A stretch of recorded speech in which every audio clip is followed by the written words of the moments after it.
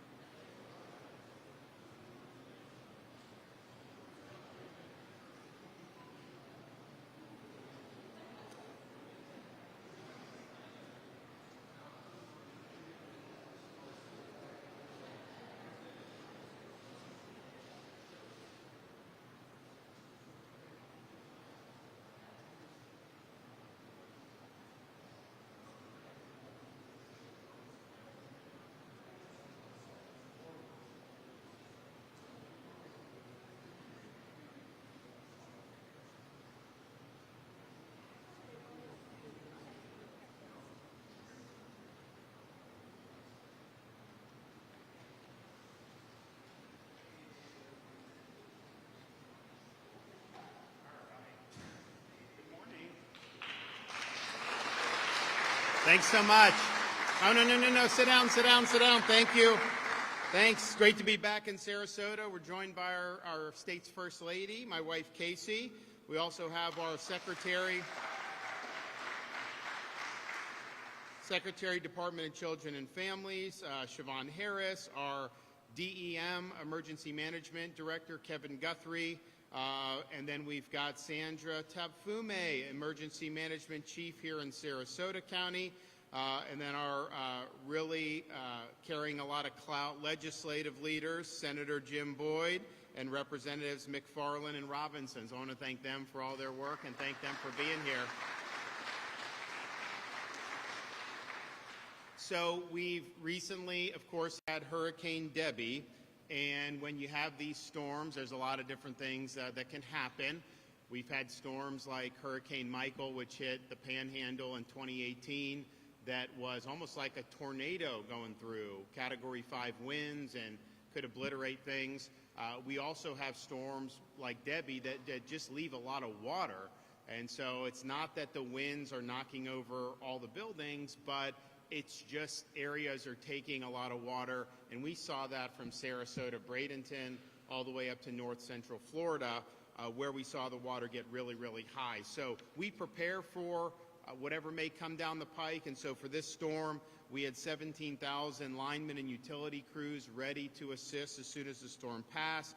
We activated the Florida National Guard and State Guard, and we had 2,400 guardsmen ready to go. We had 7 urban search and rescue teams.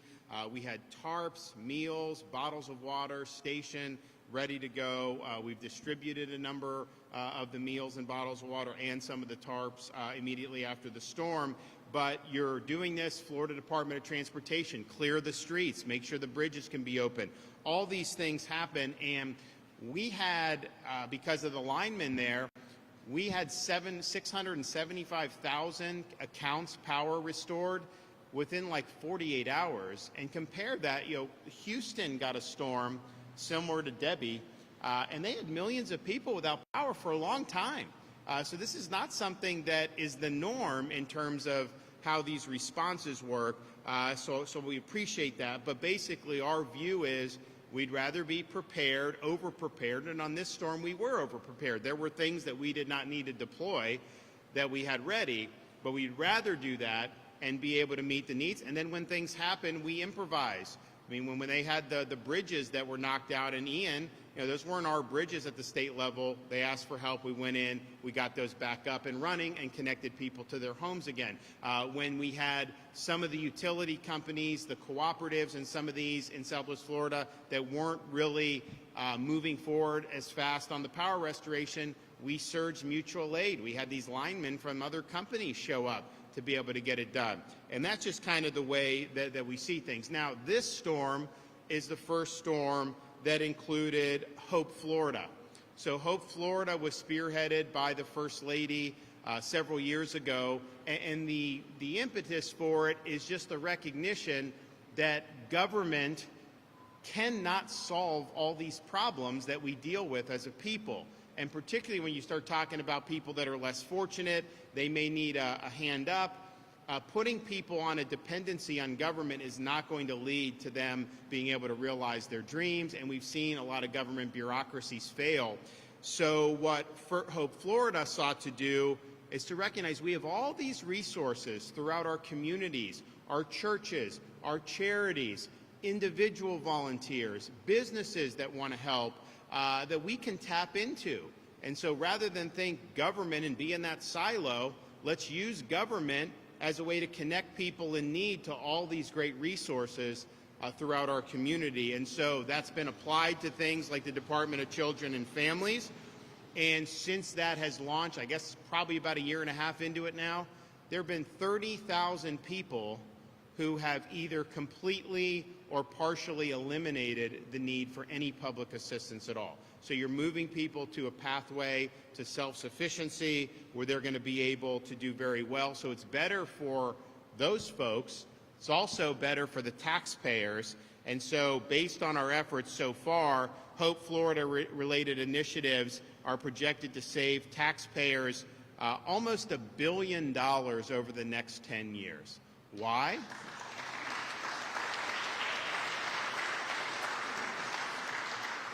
Why? Because you have needs. Those needs are being met by all these great resources we have. So first of all, that's less government tax money needs to go, but then you're also getting people on a road to self-sufficiency, so they're not going to be back in a year or 18 months, most likely, needing taxpayer assistance. So it's a great model. So it started with the Department of Children and Families. It's now in a lot of our other agencies, Department of Elder Affairs, Veterans Affairs. We're working to integrate it there. And this is something that's really meaningful. And just as a veteran, one of the observations I had, I remember when I left active duty, I got like a packet, transition packet. Look, I didn't need anything. I was fine. But I couldn't even understand. It was all bureaucracy. And so you have a VA, it's a massive bureaucracy. You have problems with connecting veterans to benefits or even help. But yet I look in Florida, we've got so many different groups that are designed to help veterans. We've got businesses that want to contribute to help veterans. We have all this. So why not use that as a way to link the veteran with all these great resources? And it may be mental health resources which are there in these groups. It may be things involving job placement. So this is something that's really, really significant. I think it's been a home run. We have other states that have come down here, studied what we're doing with Hope Florida, and then they're implementing it in their states, respectively. I mean, that's I think, a telltale sign that this has been successful. So we're here today on the heels of Hurricane Debbie to announce that Hope Florida will now become a permanent component of the Florida Division of Emergency Management and our responses to natural disasters. This expansion is going to be called Activate Hope. This will travel. Activate Hope will go directly to the communities impacted by the disaster to help connect Floridians with outside resources to provide food, household goods, home repairs, as more. And first of all, just those resources that will be connected are important, because what we've seen is there's a lot of resources out there. When disaster strikes, we have groups that their sole mission is to respond to disasters, some affiliated with the church, some of them other types of private initiatives, and they want to help. But one of the things that happens when disaster strikes is a lot of times people just don't know where to turn. It's confusing. It's very stressful. And so Hope Florida can really serve as a way that if you go to the Hope bus, they're going to be able to point you in the right direction. They're going to have these resources that they're going to be linked with. And I think it's going to be really, really significant. Now, we do have what's called, so one of the First Lady's insights was you had bureaucrats in like the Department of Children and Families talking about some type of maybe a TANF grant or something. We've transformed that into what's called Hope Navigators. So the job of the person working in the Department of Children and Family is to navigate the person in need through all the available resources apart from government, and to help actively link them with those resources that are there. So we are going to have Hope Navigators as part of this. We are also going to use state employees who volunteer to help with the disaster. And it's like, you know, disasters come and go. I mean, we prepare for them. We don't always have them. So it's not like you're just going to have a massive people on payroll for the whole time. You surge when these things happen. So we'll be having people integrate into Activate Hope from other state agencies on basically a volunteer basis, because what we found is folks volunteer anyways, and so now we have a great way for them to do it in a way that's going to be most meaningful. So you're going to have, and we saw it in after Debbie in some of the areas, we have a Hope bus, and you'll have Activate Hope will be working out of the Hope bus. They will be at any pods, points of distribution sites, and this is when people can drive their car through. They get food, water, ice, tarps after disasters. We also set up the small business recovery centers. We set up other multi-agency resource centers. So this is going to be a one-stop shop, and that Hope bus will really play a central role. So we've already seen this start after Hurricane Debbie. We had the Hope bus both in Sarasota and in the Big Bend. Hope Navigators and volunteers have provided service to over 300 people just in the aftermath of Debbie, which, while it did leave significant water in pockets compared to like a Hurricane Ian, what was a storm that was less strong in that respect and had less impacts across our state than some of the other ones that we know about. So 300, that's pretty significant for the first time out of the gate, and I think you're going to see that only grow as we go forward. So I'm excited about this. I think it's going to be really, really good to be able to have this. If you are a Floridian who is impacted by Hurricane Debbie, you can actually now visit hopeflorida.com, and you can click on Hurricane Debbie Recovery at the top of the page to get help. And the thought is that when these disasters happen, if you go to Hope Florida, we'll have, and hopefully we don't have any more this season, but you will have the name disaster. People can click, and then they can see the resources that are available. And there's so many different things that happen. I mean, after Ian, we had these charities that come in, and they'll muck and gut the houses for the residents, and particularly for elderly. It's a big positive. And then they'll help restore the people's homes, fix their roofs, do all kinds of things. A lot of people have no idea that that's something that can be available. Even little things like Chick-fil-A setting up a site. You know, if you don't have power in a given community, to be able to get a hot meal, you have Chick-fil-A goes, other different food vendors go. That makes a huge, huge difference for people. So this is all going to be on the website, and I think that's going to help folks a lot.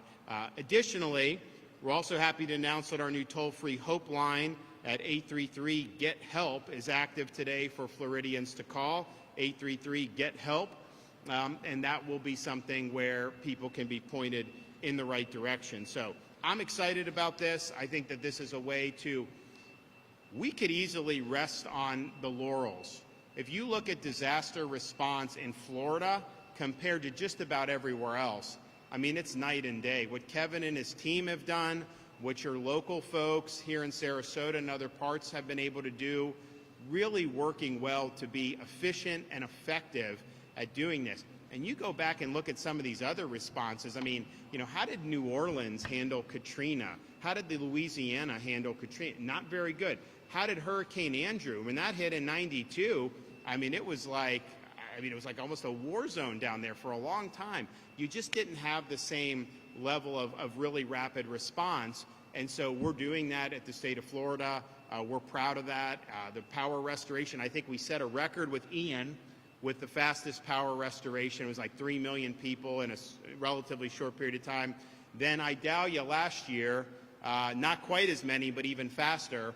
And then I think this one was probably the fastest, right? If you look at it was in rural areas, which some of those are harder to do. So that's great, and we want to strive to do well. But it's like, okay, you don't just rest on that. How can you do better? And I think one of the things that we've seen is just people are confused when these disasters strike. They don't always know where to turn. Well, Activate Hope is really gonna help remedy that, and Activate Hope is going to be something where people know you find that Hope bus. It's not just about what that particular part of state government can do. Far from it. That is the kind of node that is connected to all these different other areas, and I think it's going to really be a force multiplier for Kevin and his team. I mean, Kevin has handled a lot of this, quite frankly, himself in his agency, but really, you know, he shouldn't have to be navigating, you know, where the barbecue is going to go in Madison County versus where this is going somewhere else, or how many. Let's get this under this umbrella and be able to provide people with a menu of options to be able to help them when they're in need. So I want to thank the First Lady. I want to thank Siobhan Harris. I want to thank Kevin Guthrie for really integrating this thoughtfully in a way that's really going to make an impact. And so with that, please introduce the star of the show herself, my wife. I don't know about that, but I'll say this is the best team in the business, with the governor's leadership and obviously with the people sitting to my right and many more people who are behind the scenes. When an emergency happens, they activate and they know what they need to do to help people in need. And this is really just the next layer upon that. And it's really humbling and heartwarming to be here to expand Hope Florida and the philosophy behind it, because I really think of people that the governor and myself have been able to help in storms. We've been out with the Southern Baptist Convention. We have been at food distribution lines where People are driving up in their cars, and I'll never forget, there was a mother with 2 kids in the back seat. We rolled down the window, and the governor and I went over, and we were helping to give food and whatever aid that she needed, and she just had tears in her eyes because she wasn't sure what to do next. Her home had flooding, there was mold, there wasn't electricity at the time, although as they were getting the restoration up and faster than anybody else, but she was just uncertain of what to do next. And how nice is it now to know that there is one number that you can call and talk to a human being who is there to be able to help navigate you through all of the resources that are already there. It's all there. You have the faith-based communities who are willing to step up and help. You have the nonprofits. You have the private sector who's willing to donate money or to supply volunteer hours to be able to help. It's all there. It's how do you make the connection with the people in need to help them find the help that they deserve in an emergency. And so that's why this is very exciting, and it makes perfect sense for why it would be a part of the Department of Emergency Management. And so I think of that mom, now she will know. You can call 833-GET-HOPE. You call that number, and you're going to be able to talk to someone who will navigate you to be able to find whatever you might need to be able to get through whatever it might be. And so this has been very heartwarming to be able to see this expand and grow by leaps and bounds. And I just, as the governor and I both, you know, we never want to see anyone suffer. And so that's the whole impetus behind why we started Hope Florida, is because there is hope and there is help out there, particularly exterior of government. You have all of these great people who are willing and able to help. They just need to know where to turn. And now we've created the apparatus to be able to make the connection and then get out of the way so people can have a little bit of hope. So I'm happy to be here, and thank you for the opportunity, and thank you, Governor, for helping with this mission.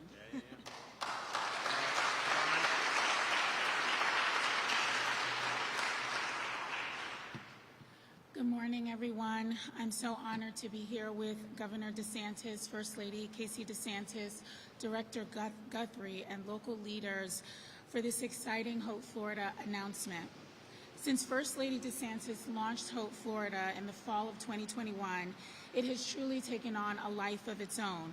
In addition to enhancing the way we serve vulnerable children and families at DCF, more state agencies have used its first-of-a-kind model to develop Hope Florida programming that addresses the unique needs of the populations they serve. And the results have been outstanding. You heard the governor mention the results that we've had at the department. Today's official launch of Activate Hope is another demonstration of Governor and First Lady DeSantis' commitment to anticipating our residents' needs and galvanizing the necessary resources and supports to help. Hurricane season can be a nerve-wracking time for individuals in our state, especially for those severely impacted by a storm, trying to navigate services and trying to figure out the road to recovery. In addition, in the aftermath of hurricanes, there are always nonprofits, faith institutions, and private businesses who want to help but don't know where to start. Activate Hope solves that, so Floridians in need can begin the journey to complete recovery as quickly as possible. At its core, Hope Florida connects those who need help with those who want to help. Individuals who contact us are sometimes having their worst days, and our Hope Navigators help them restore hope. The same principles that we use during normal times with Hope Florida are replicated through Activate Hope in partnership with the Department of Emergency Management, and it just makes sense. We've had the pleasure of working with DEM on a number of prior storms, the department in its capacity at DCF, and I've seen firsthand how Kevin and his team work tirelessly to make sure Florida's first in the nation in disaster response. And so we're so elated to be able to join forces, join arms, to make sure we can play a pivotal role through Hope Florida in helping individuals get back on their feet. Hope Navigators are available to meet individuals at disaster recovery centers or our multi-agency resource centers. And if you're not able to make it to one of those sites, we will come to you. While canvassing neighborhoods here in Sarasota in the aftermath of Hurricane Debby, individuals remarked to our Hope Navigators how grateful they were that we were coming to them, as so many had experienced a total loss of their home and personal belongings due to flooding from a nearby creek. Our Hope Navigators took the time to listen to their stories, provide tangible items such as hygiene supplies and snacks, as well as initiating referrals to a wide array of local resources standing ready to help them rebuild. This just encapsulates the power of Hope Florida, and we're so excited about the expansion of the fleet of Hope buses that are available so that we can be in more areas at the same time. My hope and desire is that when communities see the Hope bus coming, it inspires hope, and they know that a better tomorrow is nearby. Thank you. Thank you.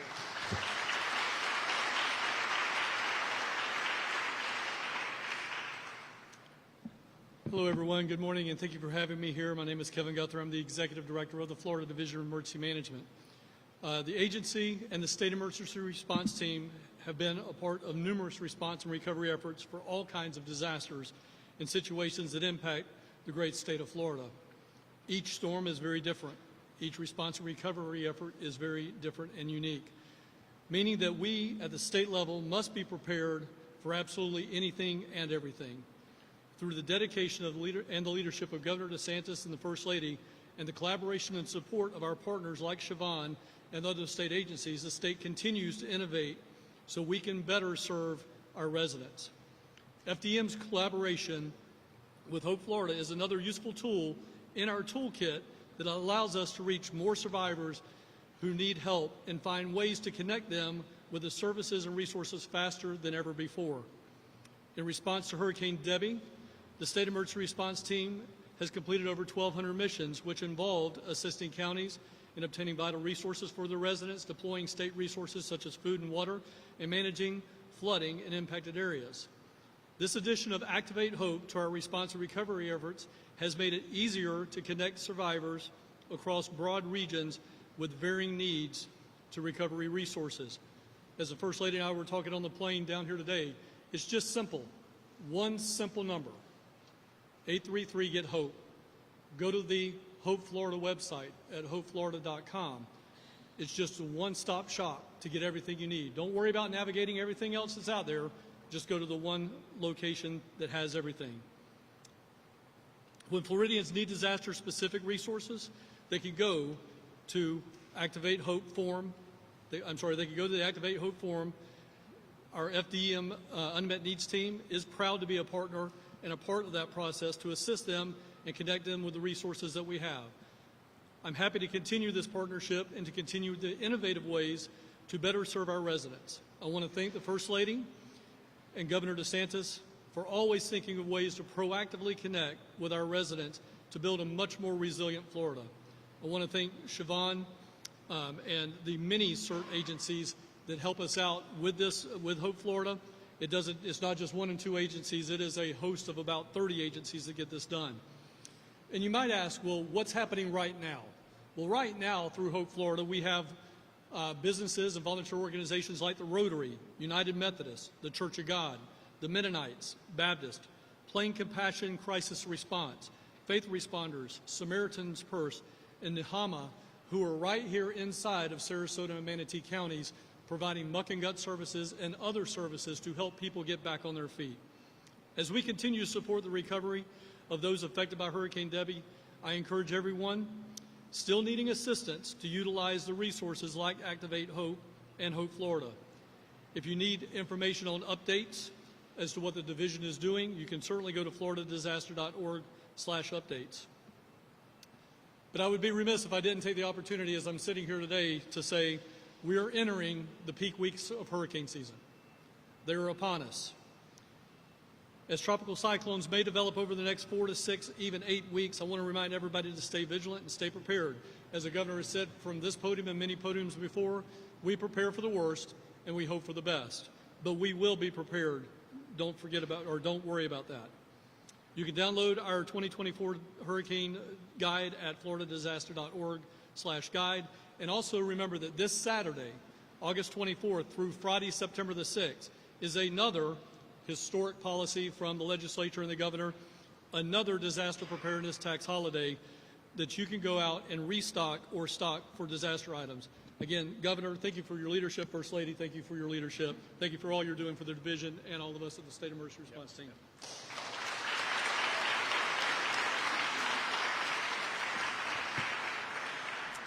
Hello, my name is Sandra Tapfumine, and I'm the Chief of Emergency Management for Sarasota County. First, I'd just like to thank the Governor for coming here today. For the First Lady, this is a great initiative. We're very excited about it. Secretary Harris and Kevin Guthrie and his team at the Florida Division of Emergency Management. They have been incredibly supportive throughout this response and recovery efforts. You've already heard some of the things that they've mentioned, that they have supported us here at the local level, but they've also gave us damage assessment teams, commodities and equipment, and mutual aid teams that they have coordinated from across the state to come in to assist us at the Emergency Operations Center. We're grateful for our close working relationship with FDEM and Kevin and their proactive efforts to help us recover from Hurricane Debby. Florida has an incredibly strong network of response and recovery resources here in the state. We are very fortunate for that. And as just the local recipient of that, we can pick up the phone anytime to call Kevin and his team, and we know that they're going to bring their full support for whatever our needs are. We also want to thank all of the county staff and the EOC partners here locally that have put in tens of thousands of hours over the past 3 weeks to be able to provide resources in this response effort. And that includes our first responders that partnered with 4 urban search and rescue teams to go door to door to provide resources to our residents, including evacuations and rescues. Our 311 call center that held over 15,000 calls they've received into the center to provide information to our residents. We've served over 500 residents in the multi-agency resource center in collaboration with the state. And we distributed over 100 pallets of supplies in the field, including food, water, hygiene kits, and other donated items. And as you've heard, I just want to reiterate, this is super important because we're trying to get this information out to our residents as we hear that some people may still have needs. We do currently have dozens of nonprofits that are ready to come to your house to help with mucking and gutting and mold remediation. We have the new initiative through our Activate Hope, which is a wonderful way to get connected with them. You can also call 311, and we'd be happy to connect you with those resources. So please don't hesitate to call. Also, lastly, our Disaster Recovery Center and the Business Recovery Center are open at the Sarasota Christian Church off of Ashton Road. They've already seen over 600 people with the MARC efforts that we've had there the previous week. We would love for you to come and meet with FEMA face-to-face. The Small Business Administration is there. We have numerous state agencies and local agencies that have resources and information to help you in your recovery process. If you need more information on our county efforts, you can go to our website, scgov.net. There's a yellow banner up at the top. Just click on that, and there is a page dedicated to everything that we have going on here locally. Again, thank you to the Governor and his whole team for coming today. We appreciate you. Thank you.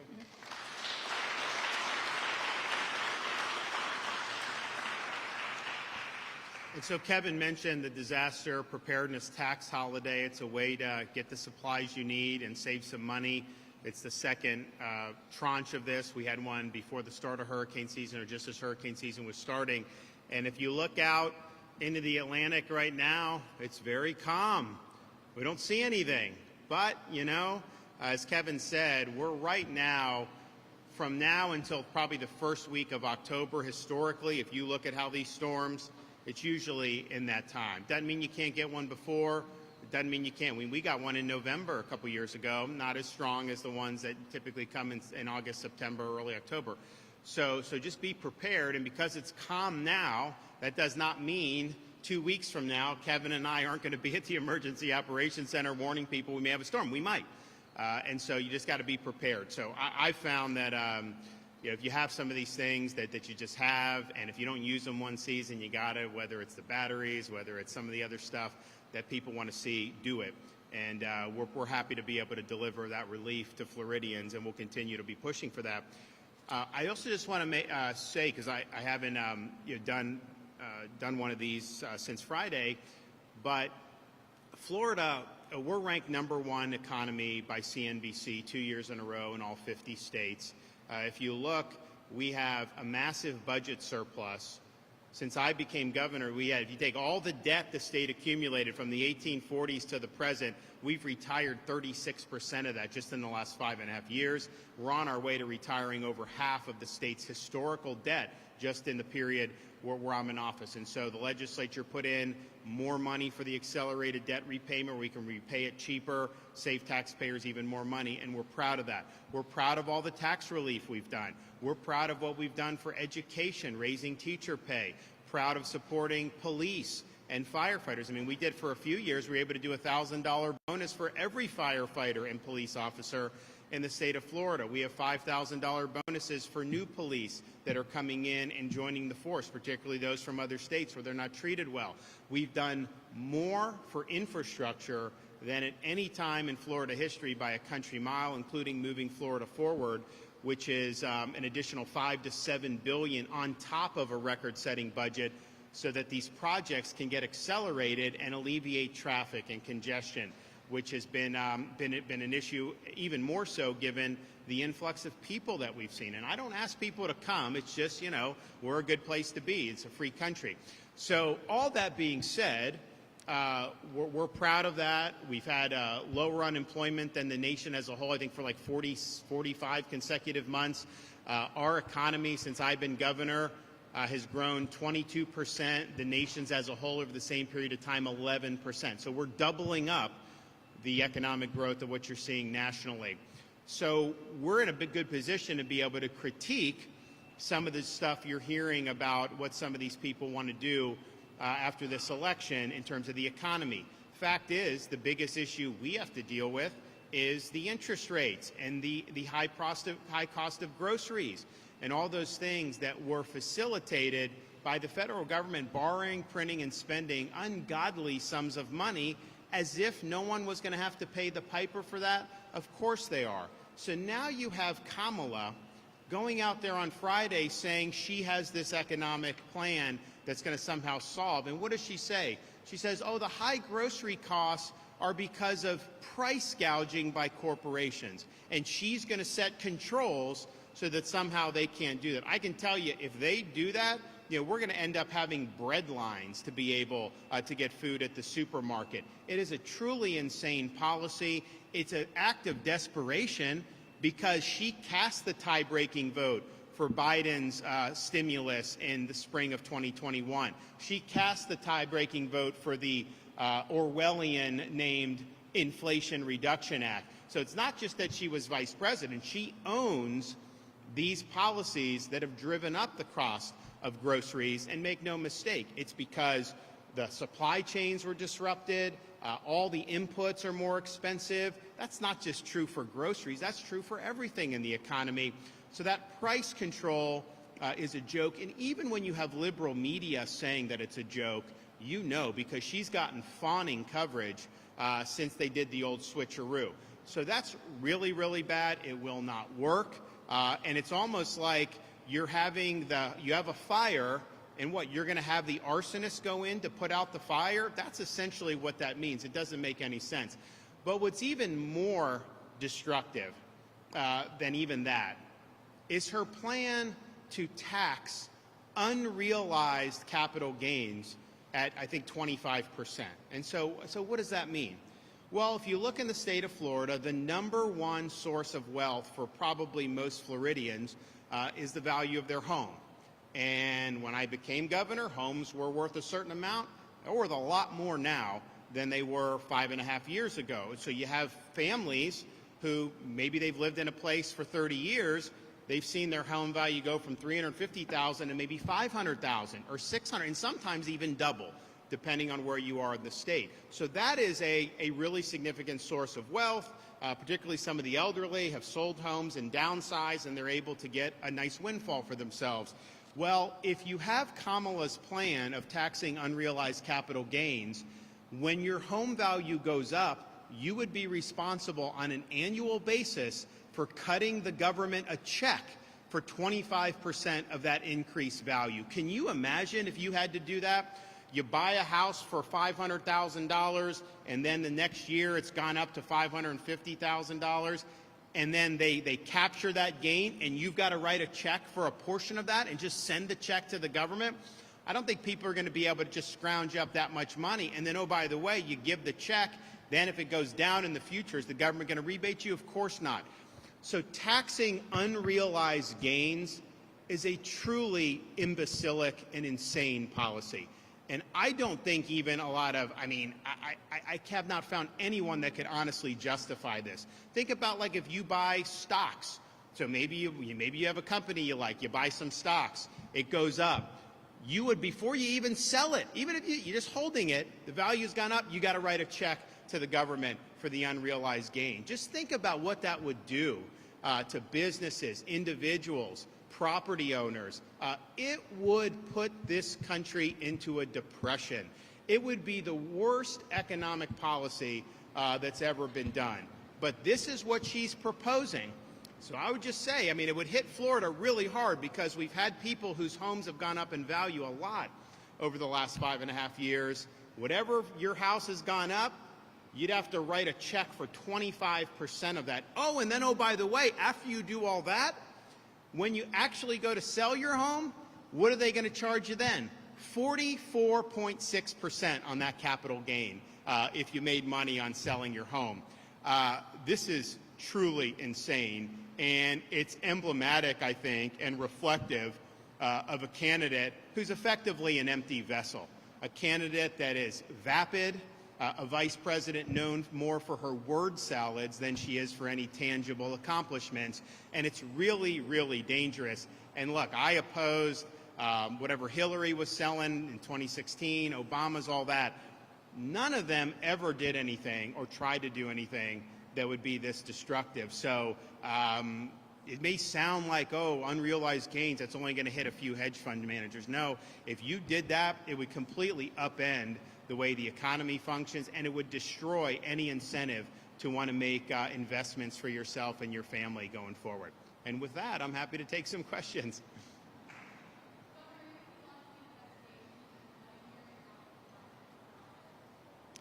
So about the flooding here, so people said look, you guys have your local government here. You have people in the legislature, I've heard, have them do something, right?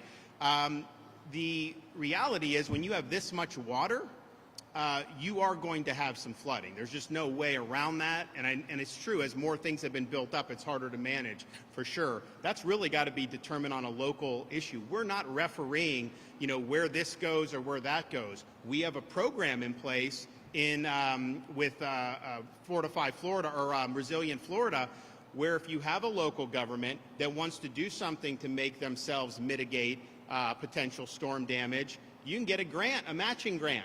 And we've done over $1 billion, maybe $2 billion by now, to be able to help communities. But those decisions about what is built and what's not, that's going to be a local decision. And, I think that you guys have the ability to govern. Our role in this is really to kind of help mitigate. We have funding available if people want it. But you have had people in local government that have made decisions, right? You just had an election. I know some of these issues are hot, so the voters will be able to make those determinations.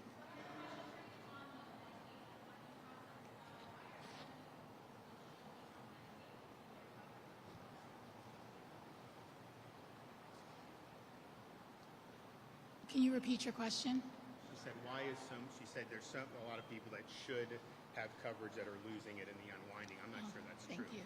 Yeah, so that's not factual. The department has performed over 4 million Medicaid redeterminations over the last year, and the vast majority of those individuals maintained coverage. We're committed to ensuring that anyone who is eligible maintains coverage.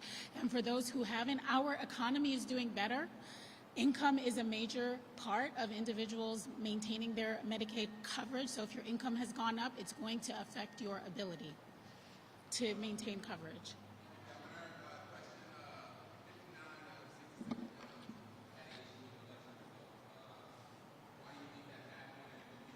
Well, I'm not familiar with what kind of issues.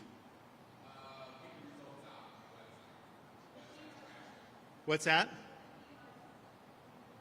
Okay, yeah, well, I would ask Cord Bird that. I mean, I wasn't necessarily aware of that. I mean, we've obviously done very well in the last couple of elections. If they're not getting it out, then that's something that that they need to remedy that. I don't know if it was a website issue or whatever. I think that at least what I saw the results, but we have 67 counties, and it may have been different. So we'll get an answer for that for you, and I know Cord will press the issue, because one of the things that Florida stands apart from in the rest of this country is you actually have the results, usually by like 9 o'clock on election night. And that's good. That's confidence inspiring. There's not time for tomfoolery. You just have, how many people voted, you produce the results, everyone moves on and they accept the outcome. When it takes a long time, when you have votes coming in late, that is not the way to do business. And so hopefully it was just a website thing. Sometimes that happens, but we want to make sure that for the general election it's good. So Cord will certainly look at that as Secretary of State. He's done a really good job. And we do take pride in having quick results, because I think that California takes weeks to be able to determine who won an election. And that's just unacceptable. That's not inspiring. Oh, right here. There you go. Ahead.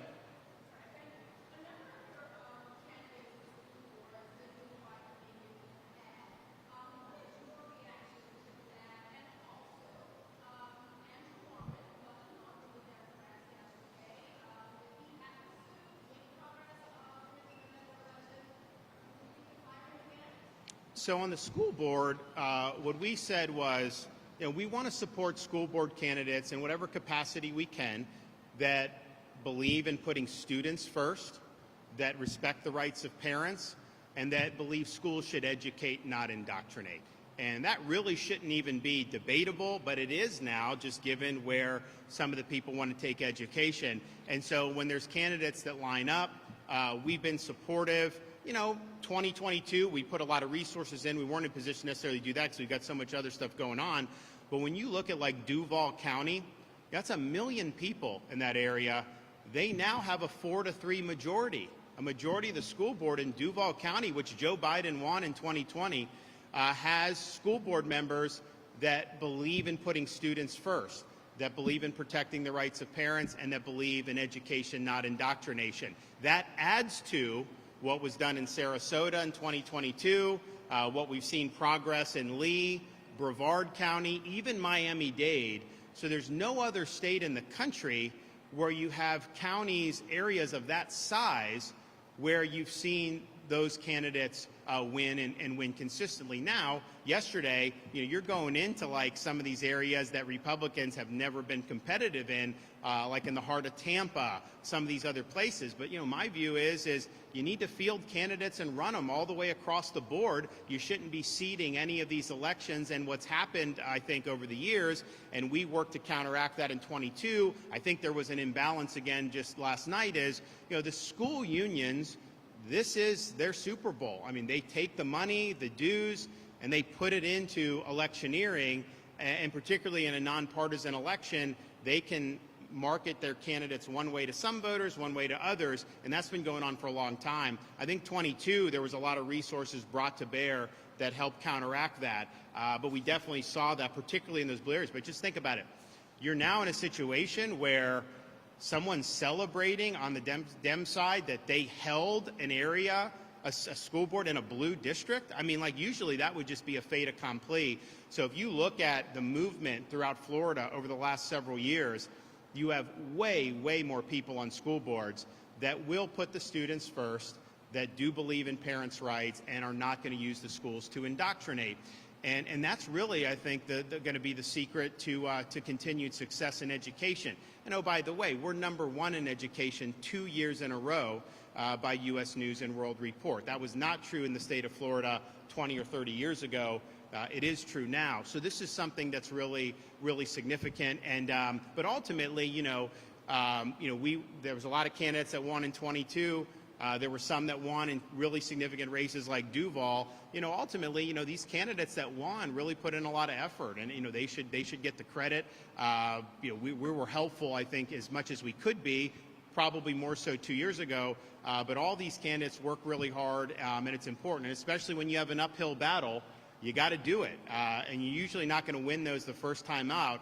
But what I found just as a former baseball player, you don't swing, you're not going to hit a home run. So you got to swing and you got to be in the game. So I think you're going to see some of those races where some of the candidates that were standing for parents' rights, standing for student achievement, some of them that came up short, that's going to be something they can build on for future election cycles. And so ultimately, I think I'm optimistic, and particularly if you look at where we were 4 or 5 years ago versus where we are now, there's much more interest on these school boards in protecting the rights of parents. There's much more interest than ever in saying the student should come first, not a school union.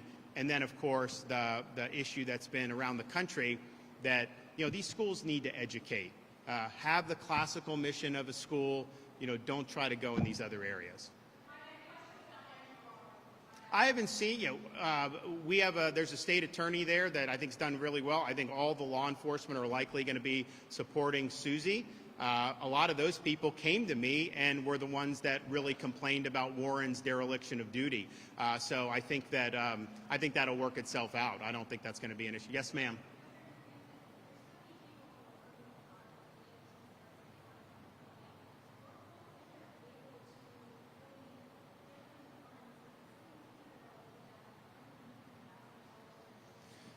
So Hope Florida in and of itself is not going to get. What it'll be is that is part of the way to connect those people in need. So for example, we turned on the home repair program. So this is a program that I started after Hurricane Ian.